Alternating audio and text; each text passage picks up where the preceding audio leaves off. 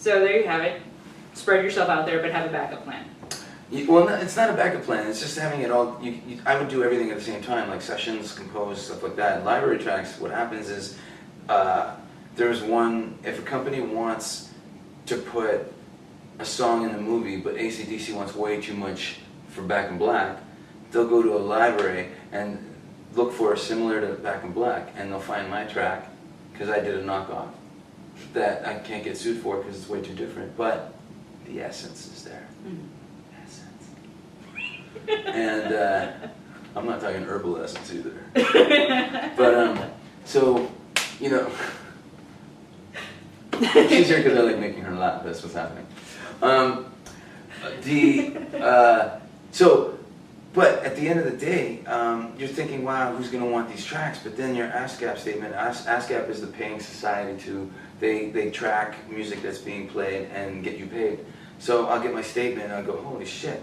Not only did it end up in every CSI episode in the last 5 months, but this movie in this film company in France licensed it to go into an indie film, and that was very lucrative. And I'm like, I've seen Get Him to the Greek 8 times, and I still don't know where my piece of music is in that movie, but it's in there. I mean, I've done so much library tracks I don't even recognize some of them. So oddly enough, though, just as a tidbit, our editor was an editor on Get Him to the Greek. See, we need to have coffee. Maybe we can find out where that piece of music is. Damn straight. Okay. Several performers that I know, including you, have rituals for show days. Care to share yours? Yeah. One is no sex the day of the show, because it's the fighting mentality. The day of a fight, no sex. The day of a fight, no sex. You want to go up there wanting to fuck everybody in the room, basically. So blue balls, go on stage, rock the fuck out. I think that's it. Wait, there's one more, especially for me. There's no like superstition, ritual, anything like that. It's more. No lucky socks? No. Actually, okay, I'm lying. When I did the Bon Jovi tour, I was wearing this metal study stupid wristband. Uh-huh.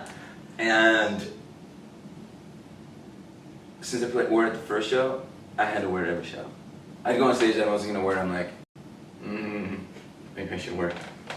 And I put it on, and it kept me consistent through the whole tour. So, yeah, maybe I'm a little superstitious. But there's technique things that I have to really warm up my hands. I didn't used to have to when I was younger, because I was always just I could play anything at any time. But now my left hand kind of cramps up sometimes. But you're 100 now, so. It's okay, right? Yeah. So that's why I warm up, because I'm 100. So, but I'll play, I have to practice the solo to Sunny Days and the solo I Wish My Beer Was As Cold As Your Heart, so I nail it when I go on stage. And I do, I actually do. And sometimes you don't have the opportunity, like if you're playing the Viper Room, and everybody's like, 15 minutes, guys, and then you fucking get your gear on there and you set up and you plug in your pedals and something's not working and you gotta troubleshoot and then you plug it back in and you're like, oh, okay, it's working. And everybody's like, you guys ready? I go, no, I gotta practice Sunny Days and I Wish My Beer Was As Cold As Your Heart. And so run, okay, I got it. And then if I make a mistake, this is my mentality. And this is actually, people that play in orchestras do this too. They practice stuff really, really slow at a slow tempo, so you have muscle memory, and then when you play it fast, you nail it. So if I'm on stage and I play the solo to Sunny Days before the show, and I make a mistake, I have to go and do it again. Start from the beginning. Okay, got it once. Let's try and get it twice. Okay, now I'm ready. That's my brain is like, that's crazy, but that's what I do. I also, for me, like to connect with the audience before we go on. So I like to see as many people of the fans before the show. Like when we were in England, there's video of us walking through the queue, waiting to get into the club, and I'm going, hey, how's it going? And people go, and it's like, and it's funny because you go by and you go from 8 people that can't want to hug you and high five you and kiss you, and then you hear and another guy who watches you walk by going, who's that? So it's kind of funny, like. It's hilarious. Fans are weird. As long as they buy CDs. Which, means you kind of have to show up at gigs with CDs for us to sell to them. Yeah. Yeah, you don't do that very often. That should just be your job. I don't have a stock of CDs. I'll give you a box before you go. Okay. All right. You can purchase those through NerdLush now. So we kind of talked about the social networking a little bit that you do, but do you think that the immediacy of being connected to the fans through, you're on Twitter, you're on Facebook, multiple accounts, you have the website, you're on YouTube all over the place, you clearly read comments. Yeah. Do you think that it helps you as an artist, or does it kind of like hinder you a little bit? I think it's a catch-22 because I'm not in the hindrance kind of way, but it's kind of like there's no mystery anymore. Like when I loved Van Halen, I couldn't go on YouTube. There was no YouTube. I couldn't go see any Van Halen song live I wanted to see. I had to learn every Van Halen song by dropping the needle on the turntable.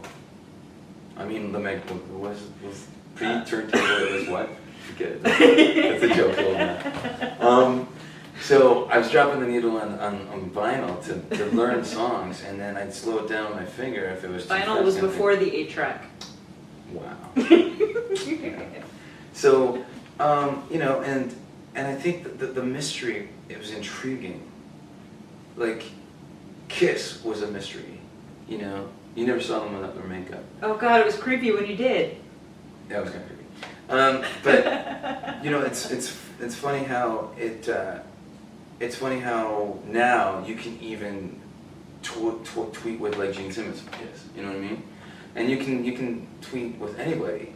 Sometimes they respond, sometimes they don't. I try to answer questions as much as I can because I think it means a lot to them. Most of what I hear after I've replied to a comment or a question or an email is, wow, I can't believe you replied. Or is this really you? Mm-hmm. That kind of thing.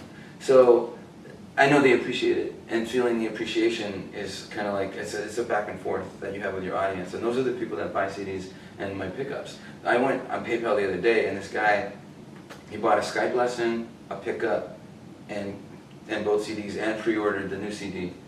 I mean, he just went shopping, and bought pants, a shirt, a scarf, a hat, and gloves. I mean, you know what I mean? He didn't buy the underwear though, it was not his size. Oh my God, I can't believe you went there. Hey, you used to sell underwear. There was powder underwear. It was, okay. Panties. That's it, cunts rule. I remember it. Yeah. I was part of that. It doubled as an eye patch, you know? But anyways. That's because they were this big. Yeah, of course. Yeah. What is about that? So anyways, getting back to the question about, I think Twitter is awesome. Facebook's really slow on my phone, and it doesn't seem to have the traffic it used to. I don't know if it's taking the crap like MySpace did. You know, MySpace was amazing at one point, and then it took a dump. Mm-hmm. I think Facebook might need some help. Well, but Twitter's keep alive and changing well. all the privacy, so They're what? they keep changing all the privacy. And I think it's Very really much stupid that timeline your and- personal page can only have 5,000 people. Which is why you have 97,000 accounts. 3. That's the biggest exaggeration I've heard in my entire life. 3 accounts, but it's Phil X, and I've maxed my friends because it's a personal page. The real Phil X, which is my fan page, and I'm at, I guess, 7,000 or 8,000, and then the Drills, which is at 8. It's not at 8. It's not 8. It's like 2,000 maybe. I don't know. No, I think it's 3,000. Okay. Whatever. When it hits 5,000, you should do another contest. Right, we should do another contest. So that's the really, I think, I like it when I can participate. Like if I was 15 and I could send my favorite guitar player a message and he responded, I think I would do backflips for a week. So I try to be on the other end of that connection. I like to be, if I'm your favorite guitar player and you're reaching out to me, I'm gonna, what do you want to know? What do you want? I'll respond with my best response. You know, I think it's really important because you know what it is. If they connect to you, that connection is valuable as an artist, and as somebody who my life is expressing myself through my art. And the more people you connect with, the better off you are. Like, people are like, well, I can't believe you're not famous. And I'm like, to me, it wasn't about as much fame as like, everybody has a different definition of successful. Some people think successful is being the Eddie Van Halen or the Steve Vai or the Joe Satriani and have 1 million followers who latch onto every note. To me, successful is if I don't have to do anything else but make music. Mm-hmm. Like if I have to call a friend next week and go, hey man, you need help fucking building that house next week, then that's Yeah, if you can gonna do what suck. you love. Right. I feel blessed. I get to play guitar every day. I mean, it's a blessing, and I believe that I have a gift, and I get the gift of being able to do it all the time. Your fans see you as a rock god. Wrong. Not true. I've seen it used on Twitter and Facebook. What would they be surprised to know about you?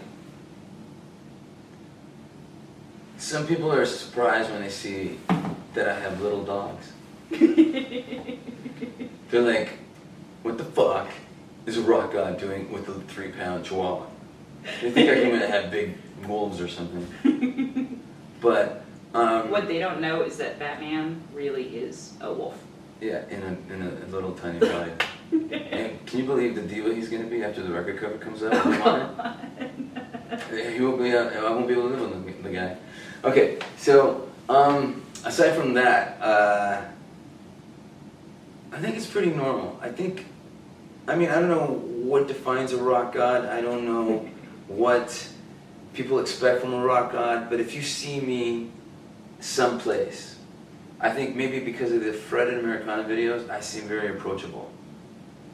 So I could be at an airport, I could be at another show, I could be buying a water at the Greek watching my favorite artist, and somebody wants a picture or an autograph or something like that. And I think as long as I don't get stabbed, that's a good thing. This is very true. He's an excellent driver to LAX in the morning. With food poisoning. Yes. We go way back. Okay, I know you're a nerd. Describe your nerd side. My nerd side is the superhero thing. Like it was my brother who collected comic books when I was a kid, so I didn't have to. And he was younger than me, but he would spend every penny. I would buy albums, he would buy comics. So he'd listen to my albums and I'd read his comics. But I just would go through so many. The chicks were so hot in those comic books. So hot. Sorry, I went someplace for a second. Flashbacks. Take a moment. Yeah. He's gonna need it. I geek out on comic books. I geek out on guitar parts. If you go through my kitchen, you will see kitchen stuff. Cups, plates, spices, guitar pickups. I have shit all over the place. And because if I look at a pickup sometimes I go, that's fucking sexy. That's me geeking out. That is... He's gonna need another moment, ladies and gentlemen. You need a moment.